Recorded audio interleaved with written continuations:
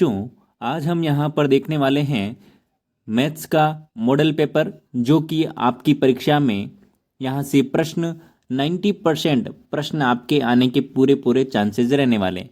क्योंकि हमने साइंस में आपको जो मॉडल पेपर बताए थे उसमें से भी 90% मॉडल पेपर में से क्वेश्चन आए थे, जो कि आप देख सकते हैं पिछले जो आपके मॉडल पेपर अपलोड किए गए हैं। ठीक है, तो पूरा का पूरा आप वीडियो देखिएगा। पूरे के पूरे 22 प्रश्न हम देखने वाले हैं। हम 27 मार्च तक 27 मार्च से पहले पहले हम काफ़ी मॉडल पेपर करने वाले हैं, इसलिए चैनल को सब्सक्राइब कर लीजिएगा ताकि आपको रोज़ मॉडल पेपर मिलता रहे। ठीक है, और वीडियो को लाइक कीजिएगा ताकि और भी विद्यार्थियों को ये पता चल सके। चलिए शुरू करते हैं। पहला प्रश्न आपके सामने है, निम्नलिखित में से कौन अपरिमेय संख्या नहीं है? अपरिमेय संख्या नहीं है मतलब क्या हुआ? परिमेय संख्या कौन सी है इनमें से? तो यहाँ पर देखिए, ये आपकी अपरिमेय संख्या है, ये भी अपरिमेय संख्या है, ये भी अपरिमेय संख्या है। ऑप्शन नंबर दे के यहाँ पर अंडरूड 75 बट्टा अंडरूड 48 ये आपकी क्या हो जाएगी? परिमेय संख्या हो जाएगी, मतलब कि अपरिमेय संख्या नहीं है। कैसे? यहाँ पर आप इसको सोल्व कर सकते हैं। आप इसको लिख सकते हैं 5√3 और इसको आप लिख सकते हैं 4√3। तो यहाँ पर √3 से √3 कट गया, 5/4 यहाँ पर आपका हो जाएगा, जो कि क्या है? परिमेय संख्या है। आगे बात समझ में। इंपॉर्टेंट प्रश्न है, आपको ऐसा ही प्रश्न, पहला प्रश्न आपको देखने को मिलेगा परिमेय अपरिमेय का प्रश्न। ठीक है, आगे देखिए यहाँ पर दूसरा प्रश्न, बहुपद 4x² - 4x + 1 कि शून्यांकों का योग क्या होता है? तो शून्यांकों का योग आप सभी जानते हैं क्या होता है? -b/a होता है। तो यहाँ पर आप तुलना कर लीजिए, इसकी तुलना करेंगे तो देखिए -b क्या है? यहाँ पर -4 है, तो माइनस माइनस प्लस हो जाएगा, मतलब कि +4/4, मतलब कि यहाँ पर एक आंसर आ गया, ऑप्शन नंबर ए बिल्कुल सही जवाब हो जाएगा। आगे चलते हैं, अगला प्रश्न आपके सामने है। देखिए सारे के सारे आंसर आपको सोल्व कराते चलूंगा। ठीक है, तो वीडियो को लाइक कर दीजिए और अपने मित्रों के साथ में शेयर कीजिए और चैनल को सब्सक्राइब कर लीजिएगा ताकि आपको क्या है, रोज वीडियो मिलता रहेगा और आपकी तैयारी बिल्कुल अच्छी बेहतर होती रहेगी। प्रथम 5 अभाज्य संख्याओं का माध्य क्या होगा?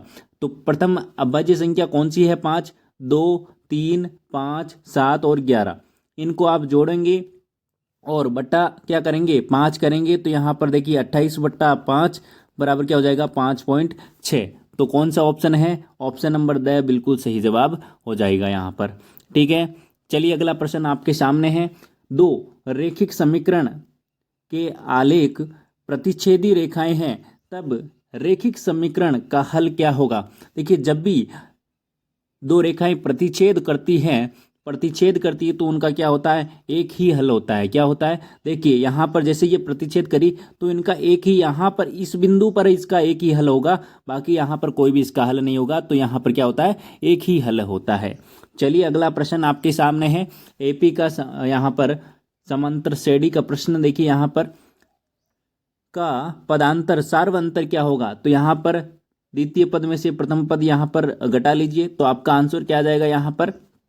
बिल्कुल, तो क्या आंसर आ जाएगा? ऑप्शन नंबर ब बिल्कुल सही जवाब हो जाएगा। 1/2 - 3/2 करेंगे तो आपका ऑप्शन नंबर ब जवाब आ जाएगा।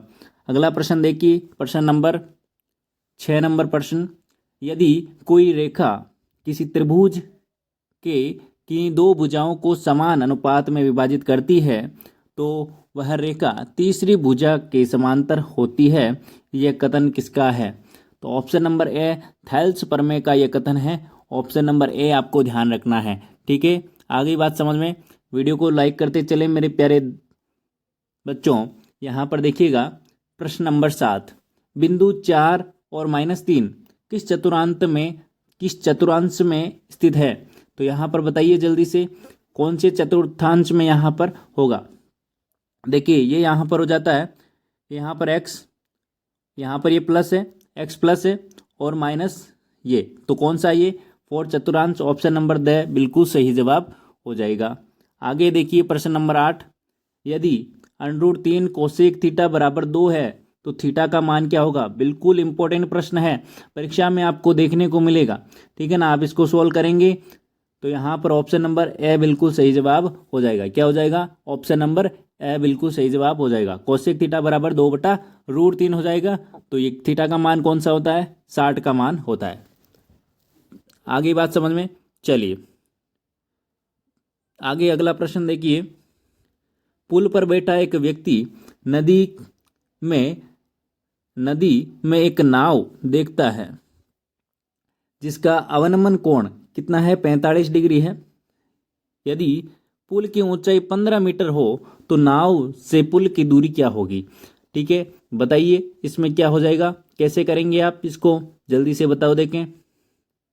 बिल्कुल आप इसको सोल्व करेंगे, ठीक है ना। तो यहाँ पर आपका आंसर आ जाएगा 15 मीटर। कितना आ जाएगा? 15 मीटर। अगला वेरी इंपॉर्टेंट प्रश्न देखिए यहाँ पर 10 नंबर प्रश्न। तीनों केंद्रीय प्रवृत्तियों के मापकों में संबंध क्या है? तो आप सभी जानते हैं 3 माध्यक बराबर बहुलक प्लस 2 माध्य यहाँ पर होता है। ऑप्शन नंबर ए बिल्कुल सही जवाब यहाँ पर होगा। ठीक है, तो फॉर्मूले सब आप याद रखिएगा, ठीक है ना, क्योंकि एग्जाम में सीधे सीधे आपको प्रश्न पूछे जाएंगे और आपको वहाँ पर देखना पड़ेगा। किसी वृत्त के व्यास के सिरों पर खींची गई स्पर्श रेखा होती है समांतर, प्रतिच्छेदी, लंबवत या फिर तिर्यक रेखा। तो देखिए यहाँ पर एक वृत्त है, इसकी ये व्यास है, तो व्यास के दोनों सिरों पर यहाँ पर मैंने स्पर्श रेखा खींची, तो ये एक दूसरे क्या होती है? समांतर होती है। ऑप्शन नंबर ए बिल्कुल सही जवाब हो जाएगा। आगे चलिए। यदि किसी बेलन की त्रिज्या 8 सेंटीमीटर तथा ऊंचाई 21 सेंटीमीटर हो तो बेलन का वक्रपृष्ठ क्षेत्रफल क्या हो जाएगा? तो आप सभी जानते हैं कि वक्रपृष्ठ का क्षेत्रफल का सूत्र क्या होता है? 2πr/h। क्या होता है? 2πr/h। इसमें आप मान रखेंगे तो आपका आंसर क्या आ जाएगा? यहाँ पर 1056 सेंटीमीटर स्क्वायर आ जाएगा। क्या आ जाएगा? सेंटीमीटर स्क्वायर आ जाएगा, क्योंकि ये क्या है? क्षेत्रफल है। आगे चलें अगले प्रश्न की ओर। त्रिज्या कैपिटल आर वाले वृत्त के उस त्रिज्यखंड का क्षेत्रफल जिसका कोण p डिग्री है, तो यहाँ पर निम्नलिखित कौन सा यहाँ पर सूत्र होगा? देखिए सूत्र आपने क्या पढ़ा है? कैपिटल आर त्रिज्यखंड का सूत्र क्या होता है? आपने थीटा बट्टा 360 गुणा पाई आर स्क्वायर पढ़ा है ना। तो यहाँ पर देखिए ये तो होगा नहीं, ये भी नहीं होगा, ये भी नहीं होगा, ये नहीं होगा, क्योंकि यहाँ पर 2πr लिखा हुआ है ना। तो देखिए ऑप्शन नंबर दे बचता है। यहाँ पर 2 आपका गुणा किया हुआ, इसको आप काटेंगे तो 360 हो जाएगा। पी थीटा बट्टा 360 गुणा pi R square, option number D बिल्कुल सही जवाब हो जाएगा। देखिए यहाँ पर गुणा कर दिया ऊपर नीचे, तो आपको यहाँ पर कंफ्यूजन नहीं होना है। 2 को आप काटोगे तो 360 आ जाएगा नीचे। आगे देखिए यहाँ पर अगला प्रश्न। एक साथ दो पासों को उछाले जाने पर प्राप्त संख्याओं का योग 7 होने की प्रायिकता। वेरी इंपॉर्टेंट प्रश्न है। कौन सा प्रश्न? वेरी इंपॉर्टेंट प्रश्न है, ध्यान रखिएगा। चलिए तो यहाँ पर आंसर क्या हो जाएगा? 6/36, ऑप्शन नंबर 1/6, ऑप्शन नंबर ब बिल्कुल सही जवाब हो जाने वाला है। समांतर श्रेणी का दूसरा प्रश्न आएगा। देखिए यहाँ पर समांतर श्रेणी A3A 5A का nवां पद ज्ञात करने का फॉर्मूला यहाँ पर क्या हो जाएगा? यहाँ पर ऑप्शन नंबर कौन सा सही हो जाएगा? बिल्कुल ऑप्शन ब बिल्कुल सही जवाब हो जाएगा। 2n - 1 इंटू ए बिल्कुल सही जवाब हो जाएगा। अगला प्रश्न आप देखिए यहाँ पर रिक्त स्थानों की पूर्ति करनी है। समांतर श्रेणी के किस पद का उसके पूर्ववर्ती पद में अंतर क्या कहलाता है? सार्वअंतर कहलाता है, ठीक है ना। सेकंड पद से उसके मतलब कि आप किसी भी उसके पद के उसके पूर्ववर्ती पद में से अंतर निकालते हो तो क्या कहलाता है? सार्वअंतर कहलाता है। अगला प्रश्न देखिए। थीटा में वृद्धि होने पर साथ साइन थीटा के मान में भी क्या होती है? वृद्धि होती है, आपको ध्यान रखना है, ठीक है। आगे चलते हैं अगले प्रश्न की ओर। वीडियो को लाइक करते चलो मेरे प्यारे भाई बहनों, है ना, वीडियो को लाइक करते चलो। चलिए और चैनल को सब्सक्राइब कर लेना। आने वाले जो भी मॉडल पेपर आपको मैं 27 तारीख तक बताऊंगा, उनमें से आपके 90% प्रश्न छपने वाले हैं, ठीक है ना। चलिए, क्योंकि आप साइंस वाले मॉडल पेपर नहीं देख के आपने तो देखिएगा एक बार से, उसमें से काफ़ी प्रश्न है जो कि एग्जाम में पूछे गए हैं। अगला प्रश्न देखिए। गोले की त्रिज्या 3 सेंटीमीटर हो तो आयतन तथा क्षेत्रफल का अनुपात क्या होगा? तो आयतन और यहाँ पर क्षेत्रफल का अनुपात 1:1 होगा। क्या होगा? 1:1 होगा। अगला प्रश्न देखो, जिस प्रेक्षण की बारंबारता अधिकतम होती है वह उन प्रेक्षणों का खाली जगह कहलाता है। तो क्या कहलाता है? बहुलक होता है। जिसकी बारंबारता अधिक होती है वो क्या कहलाता है? बहुलक कहलाता है। इस फॉर्मूले में ए क्या है? ए क्या है? तो ये क्या है? कल्पित माध्य है। क्या है? कल्पित माध्य है। आगे बात समझ में। अगला देखिए यहाँ पर, वृत्तीय क्षेत्र का वह भाग जो जीवा और संगत चाप से परिबद्ध हो उस वृत्त का खाली जगह कहलाता है। तो क्या कहलाता है? वृत्तखंड कहलाता है। क्या कहलाता है? वृत्तखंड। अगला देखिए, किसी प्रयोग में सभी प्रारंभिक घटनाओं की प्रायिकता का योग खाली जगह कितना होता है? 1 होता है। कितना होता है? 1 होता है। आगे बात समझ में। अब हम चलते हैं अति लघुरात्मक प्रश्न की ओर। देखिए यहाँ पर, छोटी से छोटी अभाज्य संख्या तथा छोटी से छोटी भाज्य संख्या का HCF क्या होगा? ये आपका प्रश्न है। छोटे छोटे से प्रश्न है, इनको आप सोल्व कीजिएगा। ठीक है। अगला प्रश्न देखिए, बहुपद का प्रश्न है। शून्यंक आपको दे रखा है, एक दूसरा आपको निकालना है। बड़ा ही इंपॉर्टेंट प्रश्न है, परीक्षा में पूछा जाएगा। अगला देखिए, 7 पेंसिल तथा 5 पेन का कुल मूल्य इतना है। तो बीजगणितीय रूप से आपको यहाँ पर समीकरण बनाकर क्या करना है? इसको सोल्व करना है। आगे देखिए, यदि त्रिभुज ABC व त्रिभुज PQR समरूप है तो यहाँ पर AB अनुपात PQ का यहाँ पर अनुपात दे रखा है 2:3:2 तथा BC की लंबाई दे रखी है। आपको QR की लंबाई ज्ञात करनी है। अगला देखिए, यहाँ पर बिंदु आपको दे रखे हैं और मिलाने वाली रेखा की मध्य यहाँ पर निर्देशांक आपको ज्ञात करने हैं। 7 सेंटीमीटर त्रिज्या वाले गोले का पृष्ठीय क्षेत्रफल आपको ज्ञात करना है। फॉर्मूला लगाइएगा सीधा सीधा। यहाँ पर एक ठोस अर्ध गोले की त्रिज्या आपको दे रखी है, उसका संपूर्ण पृष्ठीय क्षेत्रफल ज्ञात करना। बड़ा ही सिंपल सा प्रश्न है और फॉर्मूला लगाना आपको। एक वृत्त की त्रिज्या 7 सेंटीमीटर है तथा केंद्र पर अंतरित कोण 60 डिग्री है। तो चाप की लंबाई ज्ञात करनी है। बड़ा ही सिंपल सा प्रश्न है ना। वही त्रिज्यखंड वाला यहाँ पर सूत्र लगा दीजिएगा। चलिए अगला प्रश्न देखिए, यहाँ पर x का मान ज्ञात कीजिए। ये आपको कोण दे रखा है 30 डिग्री, ये आपको 10 मीटर दे रखा है। तो आपको x का मान ज्ञात करना है। तो आप यहाँ पर x का मान ज्ञात करिएगा। अगला प्रश्न देखिए, यहाँ पर किसी तालाब में 1.5 मीटर लंबाई वाले व्यक्ति को एक मछली 60 डिग्री के अवनमन कोण पर दिखाई देती है। मछली पकड़ने हेतु कांटे की लंबाई कितनी रखनी पड़ेगी वो आपको बतानी है।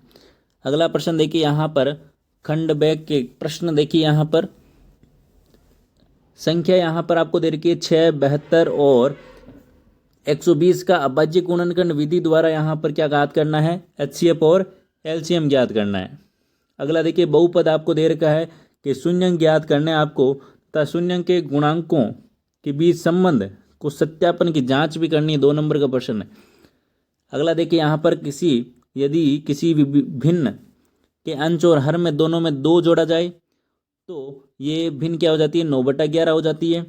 यदि अंश में और हर में 3 जोड़ा जाए तो ये 5/6 हो जाती है। तो भिन्न ज्ञात कीजिए। क्या है भिन्न? बड़ा ही सिंपल सा प्रश्न है और इंपॉर्टेंट प्रश्न है, परीक्षा में पूछा जाने वाला है।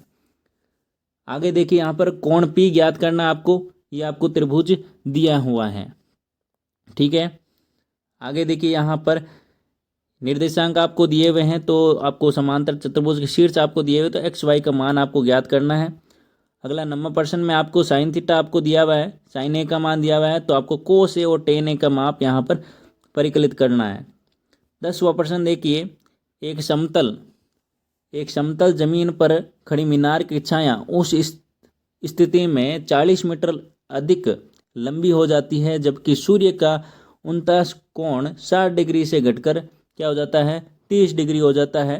तो मीनार की ऊंचाई ज्ञात करनी है आपको, जो कि √3 का मान आपको क्या लेना है? यहाँ पर 1.732 लेना है। ठीक है। आगे देखिए, 11वां प्रश्न सिद्ध करना है आपको। सिद्ध क्या करना है? किसी वृत्त के किसी व्यास के सिरों पर खींची गई स्पर्शरेखा समांतर होती है। देखिए ये प्रश्न आपका आगे जो ऑप्शन वाले प्रश्न थे ना, उसमें इसका जवाब, ये आपका यहाँ पर जवाब लिखा हुआ उस प्रश्न का, क्योंकि समांतर होती है तो आपको सिद्ध करना है इसीलिए, ठीक है ना। तो 1 नंबर तो आपका उधर से यहाँ पर ये पेपर पढ़ने से हो जाता है, ठीक है ना। चलिए, यही होता है कि जो नहीं आता है वो पहले छोड़ दो, उसके बाद में क्या करो, पेपर पढ़ते जाओगे ना तो आपको वहाँ पर 1-2 क्वेश्चन तो ऐसे मिल जाएंगे जो कि आपको यहाँ पर उसके आंसर पेपर में ही मिल जाते हैं। एक छतरी की 8 ताने हैं जो बराबर दूरी पर लगे हुए हैं, जैसे कि आकृति में आपको दिख रहे हैं इसमें, ठीक है ना। तो 45 सेंटीमीटर त्रिज्या वाले एक सपाट वृत्त मानते हुए 2 क्रमागत तानों के बीच का क्षेत्रफल आपको ज्ञात करना, मतलब कि आपको इस ये जो त्रिज्यखंड आपको दिख रहा है उसका क्षेत्रफल आपको ज्ञात करना है। आगे बात समझ में। चलिए अगला प्रश्न देखिए। 2 घनों प्रत्येक आयतन आपका यहाँ पर 27 सेंटीमीटर क्यूब दे रखा है, तो फलकों को मिलाने वाला एक ठोस बनाया जाता है, तो प्राप्त घनाभ के पृष्ठीय क्षेत्रफल आपको ज्ञात करना है। यहाँ पर आपको माध्य ज्ञात करना है, बारंबारता बंटन आपको दिया हुआ है। आगे आपको देखिए प्रायिकता का प्रश्न है। अगला प्रश्न देखिए, यहाँ पर बहुलक आपको ज्ञात करना है, बंटन यहाँ पर माध्य आपको ज्ञात, माध्य यहाँ पर आपको दिया हुआ है, तो पी आपको ज्ञात करना है जो कि एक। चलिए आगे देखिए, यहाँ पर मासिक वेतन का कार्य आरंभ किया जाता है, तो दोस्तों यहाँ पर आपको क्या करना है, यहाँ पर बिल्कुल इसको आप सोल्व करिएगा। आगे आपको देखिए यहाँ पर शीर्ष दिए हुए हैं, समचतुर्भुज का क्षेत्रफल आपको ज्ञात करना है, तो आप इसके स्क्रीनशॉट लेते रहिए और क्या कीजिए, इसको सोल्व कीजिए पेपर को पूरा का पूरा, ठीक है। ये देखिए माध्यक की लंबाई यहाँ पर ज्ञात करनी है आपको, बिल्कुल ले लिया आपने स्क्रीनशॉट। चलिए तो मेरे प्यारे लाडलों, अगले मॉडल पेपर के लिए आप चैनल को सब्सक्राइब कर लीजिएगा और ज़्यादा से ज़्यादा इस वीडियो को शेयर कीजिए, ठीक है। धन्यवाद।